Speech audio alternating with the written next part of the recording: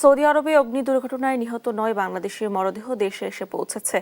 এ নিয়ে জানাতে হযরত শাহজালাল আন্তর্জাতিক বিমানবন্দর থেকে যুক্ত হচ্ছেন সহকর্মী তাইমুন ইসলাম রায়হান। রায়হান, মরদেহ কখন পৌঁছেছে, পরিবারের কাছে হস্তান্তর হয়েছে কিনা, কি তথ্য আছে নিয়ে আপনার কাছে? যেমনটা বলছেন, সৌদি আরবের রিয়াদে যে একটি সোফা কারখানায় ১৬ জন নিহতের ঘটনার কয়েকদিন পরে কিন্তু আজ বিকাল ৪টা নাগাদ একটি বিমানে ৯টি মরদেহ কিন্তু বাংলাদেশে এসে পৌঁছেছেন। আমি এই মুহূর্তে রয়েছি হযরত শাহজালাল আন্তর্জাতিক বিমানবন্দরের ৮ নম্বর গেটে। আমরা জানতে পারছি ঠিক ৪টা নাগাদ কিন্তু মরদেহবাহী কার্গো বিমানটি কিন্তু এখানে এই বাংলাদেশে এসে অবতরণ করেছে। এখানে কিন্তু প্রবাসী কল্যাণ ও বৈদেশিক কর্মসংস্থান মন্ত্রণালয়ের কর্মকর্তারা উপস্থিত হয়েছেন, তারা কিন্তু রয়েছেন এবং নিহতদের স্বজনরা তারা এসে পৌঁছেছেন। আমরা যেটা বলছি যে এই সৌদি আরবের রিয়াদের যে দীর্ঘদিন তারা কর্মরত ছিল এবং তাদের পরিবাররা যেটা বলছেন, তাদের একমাত্র উপার্জনক্ষম ব্যক্তি ছিলেন। ব্যক্তিকে হারিয়ে আসলে এই যে বিমানবন্দর এলাকায় একটি হৃদয় বিদারক দৃশ্য আমরা লক্ষ্য করেছি।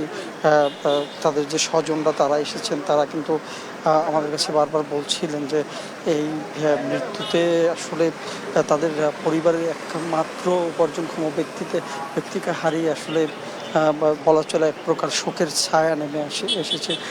যদি একটু জানিয়ে রাখি, এই মুহূর্তে কিন্তু আমরা দেখতে পাচ্ছি মরদেহগুলো আনার জন্য প্রবাসী কল্যাণ মন্ত্রণালয়ের যে অ্যাম্বুলেন্স সেটি কিন্তু আসলে বিমানবন্দরের ৮ নম্বর গেট দিয়ে ভিতরে প্রবেশ করার জন্য অপেক্ষা করছে।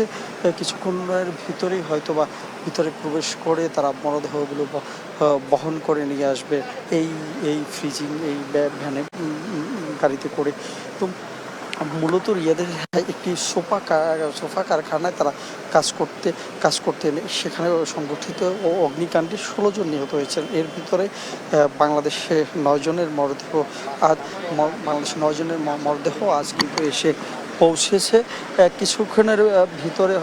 কিছুক্ষণের ভিতরেই কিন্তু আসলে এই বিমানবন্দরের ৮ নম্বর গেট দিয়ে ফ্রিজিং যে অ্যাম্বুলেন্স ভ্যানটি রয়েছে সেটি প্রবেশ করবে এবং মরদেহ বহন করে তারা নিয়ে আসবে। এখানে আসলে প্রবাসী কল্যাণ মন্ত্রণালয়ের ঊর্ধ্বতন কর্মকর্তা রয়েছেন, তারা উপস্থিত থেকেই মরদেহগুলো তাদের পরিবারের কাছে হস্তান্তর করার কথা রয়েছে। তো এই ছিল বিমানবন্দর থেকে আমার কাছে সর্বশেষ জানা।